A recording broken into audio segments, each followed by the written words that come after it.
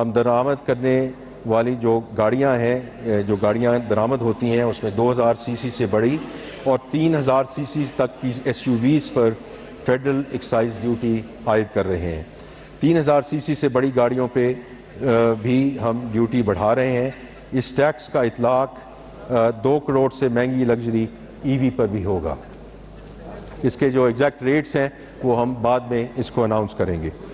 جناب اسپیکر، اس ضمن میں ایک اور ریلیف میجر کے تحت بزنس کلاس میں غیر ملکی سفر پر عائد فیڈرل ایکسائز ڈیوٹی کو ختم کرنے کی تجویز ہے۔ یہ مراعات یافتہ طبقہ کے لیے کوئی رعایت نہیں بلکہ اس حقیقت کا اعتراف ہے کہ پاکستان اپنا معیشت کو درکار سرمایہ کاری اور شراکت داری کے لیے ایک پرکشش ملک بن سکے، جو ہماری اقتصادی پالیسی ترقی کے لیے ضروری ہے۔ جناب اسپیکر، آٹو سیکٹر ہماری معیشت کے اہم شعبوں میں شمار ہوتا ہے۔ اہم شعبے کی ترقی کے لیے گزشتہ ایک دہائی میں ترقیاتی پالیسی متعارف کروائی گئی، جس سے صنعت کو فروغ ملا اور ملک میں وہی ایمز اسمبلرز کی تعداد بڑھ کر 118 ہو گئی۔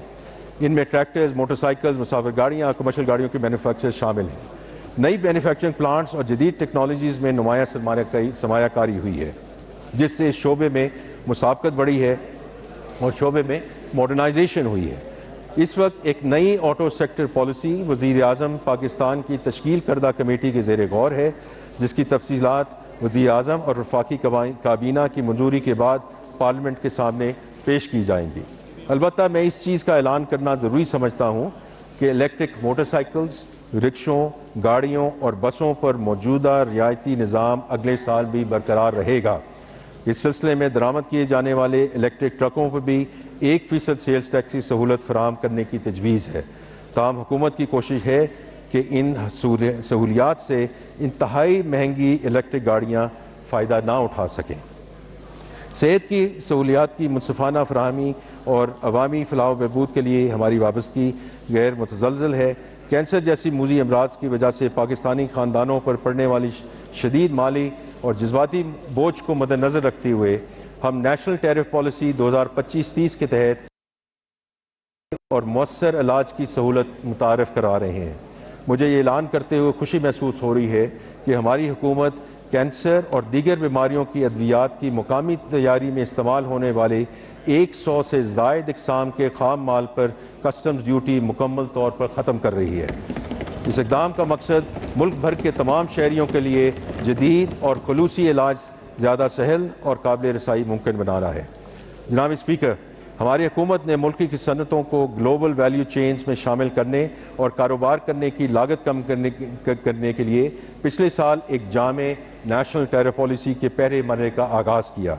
ٹیرف پالیسی بورڈ نے ٹیرف کے ڈھانچے کو سادہ بنانے اور تدریجی ٹیرف سسٹم کی طرف منتقلی کے حکومتی عزم کے تسلسل میں تمام سٹیک ہولڈرز کے ساتھ وسیع تر مشاورت کے بعد خام مال اور متعلقہ اشیاء کی ایک بڑی تعداد پر کسٹمز ڈیوٹی، اضافی کسٹمز ڈیوٹی اور ریگولیٹری ڈیوٹی میں نمایاں کمی کی ہے۔ ڈیوٹیز میں اس کمی کی وجہ سے برآمدی شعبے، کیمیکل سیکٹر اور خاص طور پہ چھوٹے کاروبار یعنی کہ ایس ایم ایز کو انپورٹ کی لاگت میں براہ راست یا بالواسطہ کی صورت میں ریلیف ملے گا۔ جناب اسپیکر، یہ حکمت عملی پاکستان کی اس وسیع تر پالیسی کا تسلسل ہے، جس کا مقصد برآمدات کو فروغ دینا ہے تاکہ ملک کی پیداواری صلاحیت میں اضافہ ہو، روزگار کے نئے مواقع پیدا ہو سکیں اور سرمایہ کاری میں اضافے کے ذریعے پاکستان پائیدار ترقی کی راہ پر مستقل بنیادوں پر گامزن ہو سکے۔ جناب اسپیکر، مہنگائی کی وجہ سے تنخواہ دار طبقے کی مشکلات میں اضافہ ہوا ہے، جس کا ہمیں ادراک ہے۔ اسی وجہ سے وزیر اعظم پاکستان کی ہدایت پہ ہم نے ان سیلری سلیبز کو نیچے کیا ہے، جس کا میں پہلے ذکر کر چکا ہوں۔ لیکن انہی مشکلات کا ادراک کرتے ہوئے سرکاری ملازمین کی تنخواہوں میں 7% اضافہ کیا جا رہا ہے اور ریٹائرڈ ملازمین کی پینشن میں بھی 7% اضافے کرنے کی تجویز ہے۔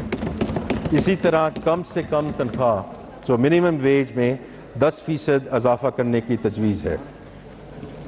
جناب اسپیکر، میں اپنی تقریر کے اختتام پر اس معزز ایوان کے سامنے یہ عرض کرنا چاہوں گا کہ اس بجٹ میں اعلان کردہ تجاویز، خصوصاً ٹیکس ریلیف اقدامات، انرجی کی قیمتوں میں کمی اور دیگر اقدامات معیشت کے کلیدی شعبوں جیسے زراعت ملک استعمال پر ہر ٹرانزیکشن پر 5% ود ہولڈنگ ٹیکس دینا پڑتا ہے۔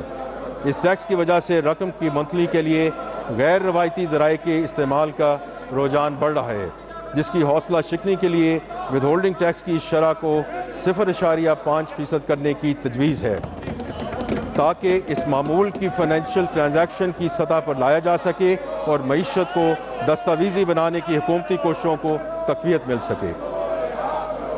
جناب اسپیکر، غیر ملکی اثاثے رکھنے پر کیپٹل ویلیو ٹیکس ختم کرنے کی تجویز ہے۔ یہ ٹیکس غیر ملکی اثاثے ظاہر کرنے کی حوصلہ شکنی کا باعث بن رہا تھا، جو اس ٹیکس کے بنیادی مقصد کے منافی ہے۔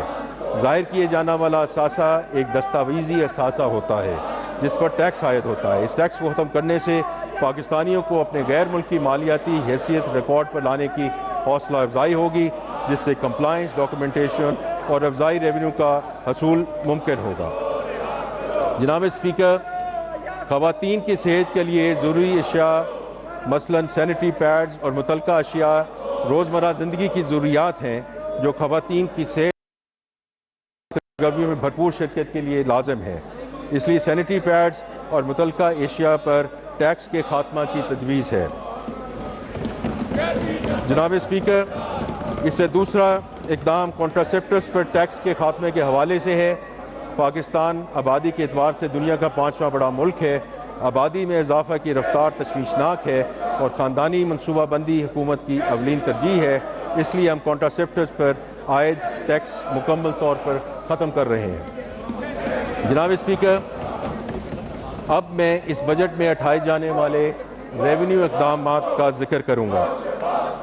جناب اسپیکر، ہم کئی دہائیوں سے پاکستان کی جو ہماری ریٹیلر برادری ہے، ہمارے بھائی اور بہن ہیں، ان کو دستاویزی معیشت کا حصہ بنانے کی کوشش کرتے آ رہے ہیں۔ چھوٹے دکاندار اپنے ارد گرد کے لوگوں کو ملازمت فراہم کرتے ہیں اور کراچی سے لے کر چترال تک ہر گلی کوچے اور بازار کی تجارتی سرگرمیوں کا اہم حصہ ہیں۔ چھوٹے دکانداروں کی اکثریت ابھی تک ٹیکس نظام سے باہر ہے۔ جناب اسپیکر، اس سال ہم نے اپنی حکمت عملی کو تبدیل کیا، پاکستان بھر میں چھوٹے دکانداروں اور ان کے نمائندوں کے ساتھ مشاورت کی، ان کے ساتھ مل بیٹھے، ان کی باتیں سنی اور اس بھرپور مشاورت کے بعد دکاندار طبقے کے مطالبہ پر ہم نے ایک ایسا منصوبہ تیار کیا ہے جس میں انتظامی سہولتوں کی بجائے دکانداروں کے حقیقی خدشات کو مقدم رکھا گیا ہے۔ انکم ٹیکس آرڈیننس کے سیکشن 99B کے تحت چھوٹے دکانداروں کے لیے فکس ریٹ سسٹم متعارف کرنے کی تجویز ہے۔ اس سسٹم میں وہ دکاندار آ سکتے ہیں جن کی سالانہ فروخت 20 کروڑ روپے یا اس سے کم ہے۔ وہ اس نظام کے تحت اپنی سالانہ سیلز کا 1% ٹیکس ادا کریں گے۔ اس ٹیکس میں وہ اپنا ود ہولڈنگ ٹیکس ایڈجسٹ کر سکیں گے، مگر گوشوارہ جمع کراتے وقت انہیں کم از کم 25,000 روپیہ جمع کرانا پڑے گا۔ روٹین میں کوئی آڈٹ نہیں ہوگا، خریداری پر ود ہولڈنگ کی کوئی ذمہ داری نہیں ہوگی اور انہیں پوس مشین رکھنے سے استثناء ہوگا۔ جو دکاندار فکس ٹیکس سسٹم کا انتخاب کرے گا اس کو سبز رنگ کی ایک تختی دی جائے گی جس پر ایک تصدیقی QR کوڈ چسپاں ہوگا جو ان دکانوں پر آویزاں ہوگی۔ اس تختی کی موجودگی میں FBR اہلکاروں کو پوچھ گچھ کے لیے دکان میں داخل ہونے کی اجازت نہیں ہوگی۔ اس اسکیم کے تحت ایک سادہ اور ایک صفحے کا ٹیکس گوشوارہ ہوگا جو اردو کے علاوہ تمام بڑی مقامی زبانوں میں دستیاب ہوگا۔ جناب اسپیکر، اسی طرح گزشتہ 7 سال سے جامع جرمانوں کی رقم کو انفلیشن کے مطابق ایڈجسٹ کیا جا رہا ہے اور ڈیجیٹل انٹیگریشن کی خلاف ورزی پر بھی جرمانوں کی تجویز ہے۔ جناب اسپیکر، میں یہ واضح کر دینا چاہتا ہوں کہ ان اقدامات کا مقصد ریونیو بڑھانا نہیں بلکہ ان کا اصل ہدف احتساب ہے۔ یہ اقدامات اس بات کو یقینی بنائیں گے کہ اب ٹیکس چوری آسان نہ رہے۔ سیلز ٹیکس ایکٹ میں 3rd شیڈول کے دائرہ کار کو وسعت دی جا رہی ہے اور اس میں فاسٹ موونگ کنزیومر گڈز کی کیٹیگری کو شامل کیا جا رہا ہے۔ ملتی جلتی یا ایک جیسی اشیاء کو ان کی درجہ بندی کی بنیاد پر مختلف شرح سے ٹیکس لگایا جاتا رہا ہے۔